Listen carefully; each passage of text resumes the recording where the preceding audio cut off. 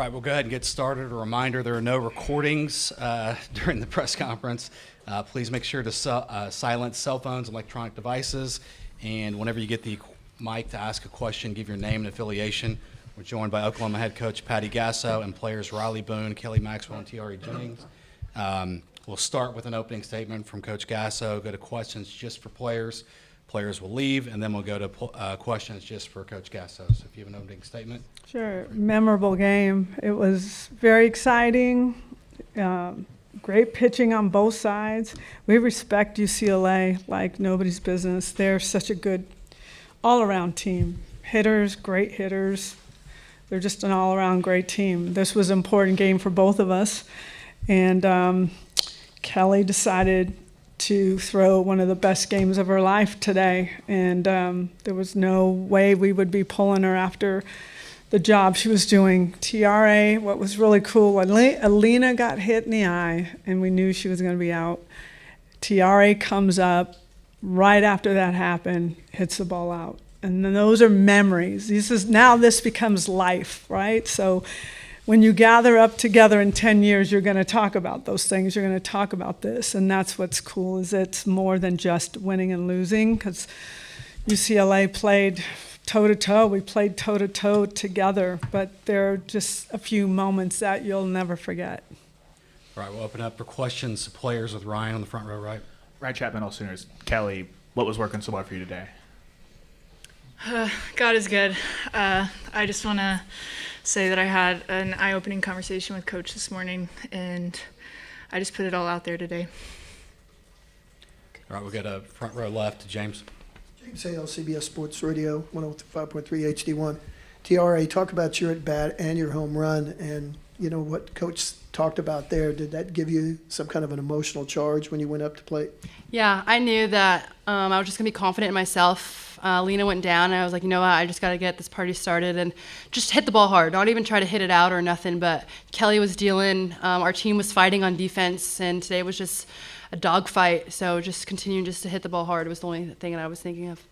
All right, we'll stay on the front row left to Barry. Yeah, Barry Trammell with the Tulsa World. Tiare, do you ever think about your place in OU history? I mean, it's one thing to win games and things, but, I mean, you're one of the all-time greats. Do you ever ponder that, or is that something for later? Yeah, I don't think about it. Something for later, for sure. Definitely an honor when I see it up on social media, but when I'm in the moment, I don't think of anything besides just fighting for this team. All right, we'll go front row left to Jenny. Kelly, you can't say you had an eye-opening conversation with Coach and not tell us a little more. What was that conversation? What were the just topics? And when you sat down, you sort of had a big exhale. Can you kind of talk us through the emotions of all this? I mean, it was definitely faith-oriented and just giving him all the power in him to just go out there and be free and play free. And I think we had a good game plan, Coach Rocha, and just being able to mix speeds and just trusting my team behind my back. All right, we'll stay front row left. Brady Vernon, Softball America. Kelly, just kind of going off of that point, it just seemed a lot of your swing and misses were on off speeds or just taking a little bit off pitches. Was that kind of the plan of attack today and just going against a really good plan of today? Yeah, I think it's a really important whenever you're playing a team like UCLA. I mean, they have really good hitters top to bottom, so you always got to keep them off balance and change their timing. So just being able to change speeds and just go for it. All right, we'll go front row left to Eric. Rylie, Eric Bailey, Tulsa World. Rylie, you've seen the evolution of Kelly from day one joining this program to today. What was she like this afternoon, just battling out of issues, base runners and such, and going to that seventh inning and just bearing down and getting those last 3 outs? I think she was super calm. I think she knew who she was playing for. She looked like there was nothing that could happen to rattle her. I felt her confidence, and I felt so much trust that she trusted us, knowing that she can leave everything on the field, and at the end of the day, defense is going to have her back. And we knew that every pitch that she gave, there was no questioning it. She looked all in, and it looked like she was playing for God, and then like no one else was in the stadium except for her and God. All right, we'll stay front row left.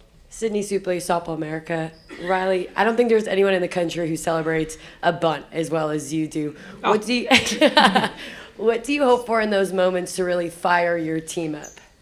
Honestly, just giving them the bat, passing them the bat. I'm not really worried about trying to be a hero, getting the big hit, but I trusted Avery, whatever the outcome was. I trusted that she was going to get the job done, whatever it looked like, and I kind of just like give my energy to the team of just like take this and run with it, and let's see what happens. Right, we go second row left. Colton Sully, the Oklahoman. Tiare, how special was it to get to play against Maya again for potentially the last time on this field? Yeah, super special. Me and her go way back. Just celebrating her birthday today, and just we know no matter what, the love runs deep, way more than softball. And I texted her this morning. I said, no matter the outcome, I love you, and I'm rooting for you. And just we have that sisterhood like it's no other. And you just move on and you wish them the best. Right, we'll go to second row on the right. Daniel Homrock, OU Daily. Tiare, just going off of that, can you just describe that relationship with her and just what was it like just seeing her today? Yeah, just going through travel ball together. Grew up together and playing for Batbusters, specifically for Mike Stith, Mark Campbell, a coach really near dear to us who passed away, and we know that the Batbusters just run deep for each other, no matter where on the field. Super competitive. We're super, super competitive. We see her, I'm like, hey, you're too slow to go catch that little flyer, then she just looks at me and laughs. So, no matter how competitive we are, just again, the love runs deep for the Batbusters, and for me and her, it was just a full circle moment on the field. Right, that'll wrap up questions for players. Thank you.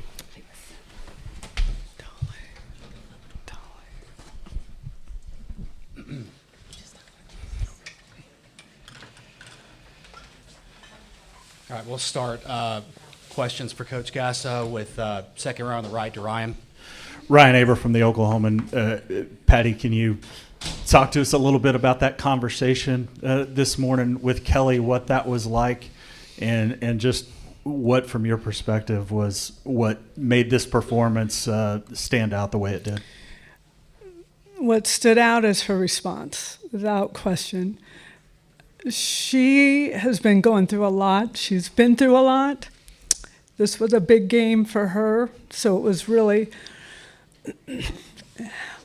getting it off of her. It's been hanging on her since she got here, and it's been hard to watch her not be able to break through because there's just so many negatives coming, and it just is. It's everywhere. And the conversation was really faith-based, and just hand it over to the Lord and let him guide you. Just be free. She has not pitched free, and that's what's been going on. So to see her do that today, something I'll never forget. Right, we'll go to the front row left to Jenny. Patty, can you talk a little bit about UCLA's pitching? Obviously went with Terry and Tinsley. Just the challenge of those two, because obviously Tiare gets the big swing, but they really did a good job on you guys. They did. They're very challenging. Our game plan was a little off, but they're tough. They move the ball really, really well. I respect the job that that those guys have done. They're young pitchers, and they did not come in feeling intimidated by us or anything. You knew that right from the start. So they just pounded the zone and were making us chase and making us look, and they did a really good job. And when I'm looking at these numbers, they're almost identical, with the exception of Tiare's home run. So it was quite a matchup. Quite a matchup. Right, we'll go to front row right to Jesse. Jesse Crittenden, OU Insider. Patty, on Thursday, it was the offensive explosion against Duke, but today offense is really hard to come by for both teams. Just how important is it to maybe win a real defensive battle like this? Yeah, we've been doing that throughout the season at times. When our offense has been a little stale, our defense will come up and make big plays. Our pitchers will make big competitive pitches. Today, our defense did a really nice job. UCLA was also hitting the ball pretty hard, both sides. They robbed one from Pickering with the great play, and we're just kind of going back and forth. So defense is important. If you have 2 of 3, you're lucky. if you're going to beat UCLA with 2 of 3. So fortunately, we got that big hit. But there were moments when I felt like we were making, putting good swings on, and they were making good plays early in the game. But I don't know. That was just, it felt like 2 heavyweights just going back and forth. I don't know what it felt like from the crowd, because at times it could feel like it could be a boring game. Like, we want offense. So this is one of those good old-fashioned pitching duels. It's fun, but it's like, it's just like gut-wrenching. So. Just a quick follow-up. Is there any update on Alina? How is she? Yeah, she got it pretty good. So definitely could not go back in the game, but she's getting medical attention from our great doctors, and we'll see if she'll be available. Fortunately, we have the day off tomorrow, right? I don't even know. Yes, we have the day off, and that's very needed for her. It's very needed for us as well. So hopefully she can get back in, but I'm not sure yet. All right, we'll go front row left to Eric. Yeah, and that's kind of what I want to ask about Elena. Just Avery coming in and really at a moment's notice knowing that she's up, a pitch away. I guess all substitutions aren't that way. Can you talk about her coming in and playing, and then what you just mentioned, having a day off? How nice is it just playing a day, getting a day off, playing a day, getting a day off? When you're playing as well as you are, is that good to have that day off, or would you rather keep playing when you're playing with that momentum? I will speak on behalf of them. It is great to have a day off. For me, I want to just keep playing and be done. Like, just the waiting around is not my favorite thing, but they need the rest. And I think any coach will tell you it's a different world now. It really is. It's a different world of softball. It is intense. The stakes are different. Everything feels different. It's hard to breathe sometimes. And I know the athletes feel that, and that's very much but student welfare is what I care about. I want them to be healthy, I want them to be rested, and I want their minds to be, I want them to feel safe, that we're not just get out there, keep going. You got to pay closer attention to this generation because they have a lot of needs, and rightly so. And then you asked me something else. Avery, yeah, I did it backwards. Avery has been, I think, people are asking, why do you keep doing that? Why do you keep, well, this is a great reason why, is you have someone that can come in and not miss a beat on defense. I think Avery was a little overmatched offensively, but we were trying to work the dirt, and we didn't get a pitch to allow us to really do that. But having her there made us feel really good. All right, we'll go front row right to Ryan. Patty, what was the decision for going back to Kelly? I know you've leaned on the staff all year, but obviously it worked out great, but just the lead up to that. We always look at matchups, and I'm going to tell you our other pitchers are doing such a great job of sticking with us because they all want it. I think it's very important after the conversation that I had with Kelly that we see how this plays out, because we need her at another level with the rest of our pitchers. So maybe it was a little bit selfish, but I know now that she knows what she can do, and that will open up the door for everybody else here as well. So that was a lot to do with it. All right, we have time for 2 more. We'll go to front row left to James. James Hale, OKC Sports Radio 105.3 HD1. Patty, you've had so many great hitters, and I know Tiare is one of them. I know that, but you still have her in the lineup. And the fact that she delivered again, I know when you ask her, she's not ready to talk about anything, but she's meant so much to you. And what is it like to have that bat in the lineup? Well, it kind of feels like Jocelyn Allo at times. When she comes up, something good's going to happen, especially on these big stages. But I think the softball world, whether you like us or not, we've got some really unbelievable athletes that you should enjoy watching. And maybe you don't like their style, but if you love good softball, then you should really appreciate what this group has been doing for a long time and living at a level that is very difficult. The saying of heavy is the head that wears the crown is is really true. It really is true.